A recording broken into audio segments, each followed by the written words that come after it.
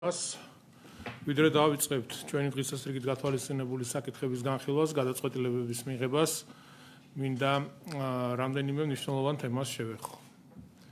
პირველი მინდა დავიწყო არასასიამოვნო თემით, ძალიან ბევრი შემთხვევაა უკვე დედაქალაქში, სადაც ხდება უკანონოდ მუნიციპალური და სახელმწიფო მიწების დატაცებები.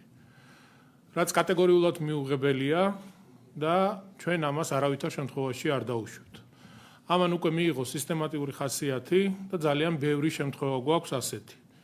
მე მინდა დავავალო მუნიციპალური ინსპექციის ხელმძღვანელს, ბატონ ლევან ჟღარკავას, რომ დღეიდანვე რო დაიწყოთ უკვე ქმედებები.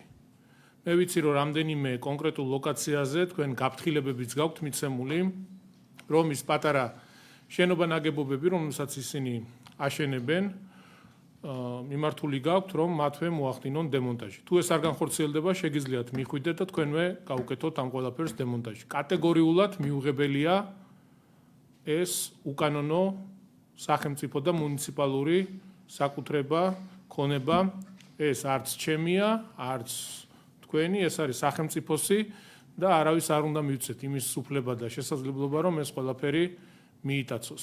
იმ ადამიანებს რა პასუხს ვცემთ, ვინც კეთილსინდისიერად იქცევა და კანონს ემორჩილება. შესაბამისად ეს დამოკიდებულება კატეგორიულად მიუღებელია და დაიწყეთ დღესვე დაიწყეთ ქმედება. ასევე შეგიძლიათ დაიხმაროთ შინაგან საქმეთა სამინისტრო, მე მქონდა კონსულტაციები მინისტრთან და ყველანაირად გექნებათ თანადგომა და მხარდაჭერა, რომ ეს უმსგავსობა დავამთავროთ დედაქალაქში. შემდეგი საკითხი, რაც ასევე მნიშვნელოვანია, ჩვენი სატრანსპორტო პოლიტიკის და რეფორმის ფარგლებში, რომელიც ამოვიწყეთ, ერთ-ერთი მნიშვნელოვანი მიმართულება ეს არის ზონალურ საათობრივი პარკირება, რომელიც პროექტის განხორციელება დავიწყეთ და საკმაოდ წარმატებით მიმდინარეობს. თქვენ იცით, რომ კოტე აფხაზის ქუჩაზე, ორბელიანის მოედანზე, პეკინის გამზირი მიმდებარე ქუჩებზე უკვე ეს სისტემა ჩაშვებულია და წარმატებით მიმდინარეობს. შემდეგი ეტაპი უკვე 20 ნოემბრიდან ამოქმედდა ვაკეში, ვაკის რაიონში, კონკრეტულად ეს არის ჭავჭავაძის გამზირი, ფალიაშვილის, აბაშიძის ქუჩები და მისი მკვეთავი ქუჩები, სადაც ეს სისტემა უკვე ფუნქციონირებს 20 ნოემბრიდან, როგორც გითხარით, ჩვენ რა თქმა უნდა ვაგრძელებთ ამ სისტემის დანერგვას მთელი ქალაქის მასშტაბით და რა თქმა უნდა ეტაპობრივად მე მინდა კიდევ ერთხელ მოუწოდო ვაკის მოსახლეობას, რომ ვინც ვერ მოახერხეთ დარეგისტრირება საკუთარი ავტომობილების იმისთვის, რომ ისარგებლოთ უფასო პარკირებით, ჩვენი თანამშრომლები ყოველდღიურ რეჟიმში არიან ამ კონკრეტულ ლოკაციებზე, შეგიძლიათ მიმართოთ და მაქსიმალურად დაგეხმარებიან და ხელშეგიწყობენ რეგისტრაციაში იმისთვის, რომ იქ მცხოვრებმა ადამიანებმა ისარგებლოთ უფასო პარკირებით. ასევე უნდა ვთქვათ, რომ ამ ტერიტორიებზე ჯერ კიდევ განთავსებულია საინფორმაციო მუნიციპალური პავილიონები, ჯიხურები, სადაც გექნებათ სრული შესაძლებლობა ისარგებლოთ ყველანაირი სერვისების, რაც უკავშირდება პარკირებას, რეგისტრაციაშიც დაგეხმარებიან და იქნება ყველანაირი ხელშეწყობა. კიდევ ერთხელ მინდა მოუწოდო ადგილობრივ მოსახლეობას, რომ რაც შეიძლება დროულად მიმართოთ ამ ადამიანებს, ისარგებლოთ ამ საინფორმაციო ჯიხურებით, რომ მოხდეს თქვენი ავტომობილების დარეგისტრირება იმისთვის, რომ ისარგებლოთ უფასო პარკირებით. შემდეგი ტერიტორია, სადაც ზონალურ საათობრივი პარკირება ამოქმედდება, იქნება ვაჟა-ფშაველასა და ალექსანდრე ყაზბეგის გამზირები.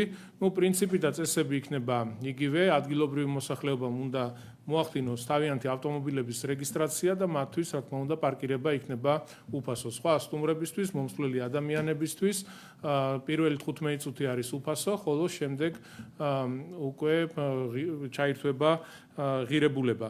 ასევე უნდა აღინიშნოს ის, რომ შშმ პირთათვის არის უფასო, ასევე A კატეგორიის ტაქსის მძღოლებისთვის არის უფასო, ელექტრომობილებისთვის არის უფასო, იმისთვის, რომ ზოგადად წავახალისოთ ელექტრომობილების არსებობა დედაქალაქში.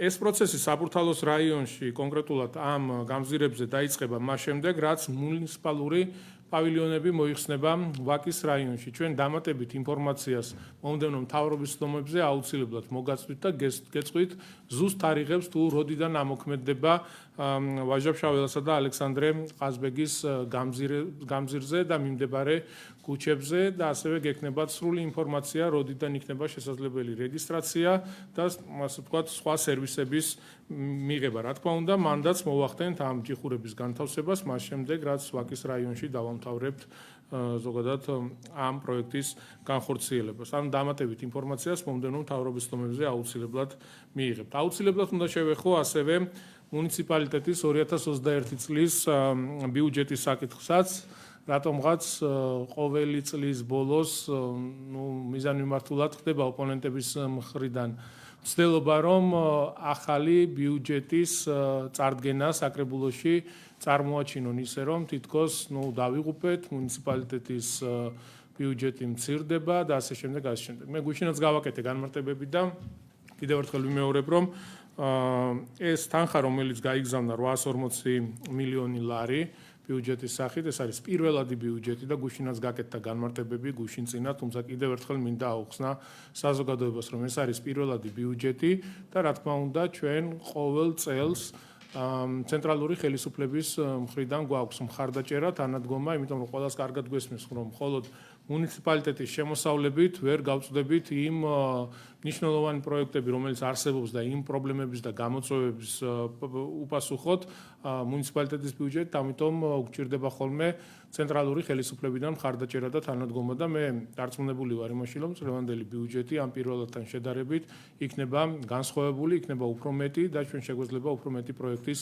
განხორციელება სხვადასხვა მიმართულებით. ეს ეხება რა თქმა უნდა ინფრასტრუქტურულ სამუშაოებს, ეხება იმ საჭიროებებს, რომელიც ქალაქისთვის და თბილისელებისთვის არის აუცილებელი და მნიშვნელოვანი. მე მინდა ფინანსთა სამინისტროს და პრემიერ-მინისტრს მადლობა გადაუხადო მხარდაჭერისთვის, თანადგომისთვის და მომდევნო დღეების განმავლობაში ჩვენ გვექნება ზუსტი ციფრი იმასთან დაკავშირებით, თუ რამდენი იქნება 2021 წლის მუნიციპალიტეტის ბიუჯეტი. ჩვენ ყველაფერს ვაკეთებთ იმისთვის, რომ რა თქმა უნდა ბიუჯეტი იყოს განსხვავებული, ვიდრე საკრებულოში არის წარდგენილი პირველადი ბიუჯეტი და დარწმუნებული ვარ, ესაც ეს იქნება და ჩვენ მოგვეცემა ძალიან ბევრი მნიშვნელოვანი და ქალაქისთვის საჭირო პროექტების განხორციელების შესაძლებლობა. ბოლო საკითხი, რასაც მინდა შევეხო, ეს არის რეკრეაციული სივრცეების არსებობა ქალაქში, რომელსაც ჩვენი მხრიდან განსაკუთრებული ყურადღება ექცევა და მე მგონი ყველა ხედავს და თვალში საცემია, თუ რამდენი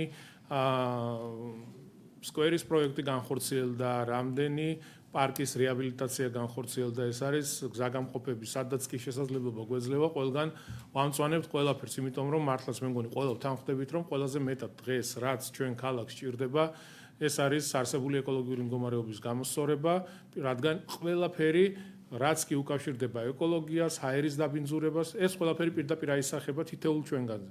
ჯანმრთელობაზე, ჩვენს შვილებზე, მომავალ თაობებზე, ამიტომ არის რომ ერთ-ერთი მთავარი მნიშვნელოვანი პრიორიტეტი ეს არის მწვანე სივრცეების, რეკრეაციული სივრცეების არსებობა, მათი მოწესრიგება, განახლება, ახალი პარკების მშენებლობა და ჩვენ რა თქმა უნდა ამას თანმიმდევრულად მივყვებით. დღეს მინდა წარმოგიდგინოთ კიდევ ერთი პროექტი გარემოს დაცვის საქალაქო სამსახურმა სამგორის რაიონში, თაყაიშვილის ქუჩაზე 8000 კვადრატულ მეტრ ფართობზე ძალიან მაგარი პროექტი განახორციელა. ეს არის დასასვენებელი სივრცე.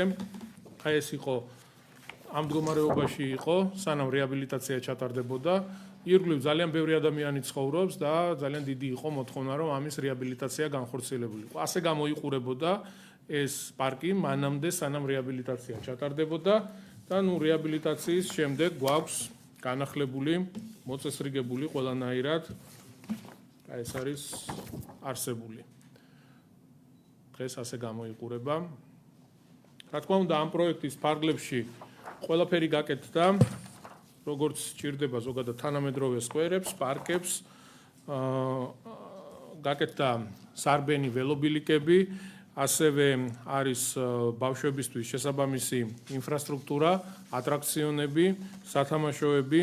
ამ პროექტის ფარგლებში ასევე ახალი ხელმცენარეები დაირგო, დაახლოებით 484 ძირი ხე, 62 ძირი ბუჩქი, რაც ვფიქრობ ძალიან მნიშვნელოვანია, მოეწყო ასევე სარწყავის სისტემა, განათების სისტემა, ანუ ყველანაირად არის მოწესრიგებული და კიდევ ერთი ძალიან მაგარი დასასვენებელი სივრცე შეიქმნა სამგორის რაიონში, კონკრეტულად ეს არის ვარკეთილის პარკი პოლიციის შენობასთან, რომელიც ძალიან მნიშვნელოვანია ადგილობრივი მოსახლეობისთვის და ის მოთხოვნა, ის დამოკიდებულება, რაც იყო ადგილობრივი მოსახლეობის მხრიდან და ჩვენი დაპირება, რაც იყო, რომ ჩვენ ამას აუცილებლად გავაკეთებდით, პირობა შევასრულეთ და ზოგადად მინდა ყველას უთხრა, რომ ჩვენ გვაქვს უბრალოდ ეს მიდგომა და დამოკიდებულება, რასაც ვეუბნებით მოსახლეობას, იმას ვაკეთებთ. არის ისეთი რაღაცეები, სადაც შეიძლება დღეს არ შეგვეძლოს კონკრეტული ნაბიჯების გადადგმა, მაგრამ ამის თქმის არ გვერიდება და ეს არის სწორი დამოკიდებულება, რომ საზოგადოება მიცოდეს ის, რასაც აკეთებ, რასაც პირდები და ასრულებ დანაპირებს, მაგრამ ასევე ისიც უნდა უთხრა კონკრეტულ რაღაცას რატომ ვერ აკეთებ და რა არის ამის მიზეზი და როდის გააკეთებ. ეს კომუნიკაცია არის მნიშვნელოვანი და ჩვენ ამ მიდგომებს და ამ დამოკიდებულებას რა თქმა უნდა გავაგრძელებთ. ბევრი კარგი საქმე გაკეთდა ბოლო წლების განმავლობაში, უკვე 3 წელია რაც ჩვენ დედაქალაქის მთავრობაში ვართ, ბევრი მნიშვნელოვანი პროექტი განხორციელდა, მაგრამ მე მგონი ყველა ვთანხმდებით იმაზე, რომ ჯერ კიდევ არსებობს მნიშვნელოვანი გამოწვევები, ჯერ კიდევ არსებობს პრობლემები, რომელსაც ჭირდება მოგვარება.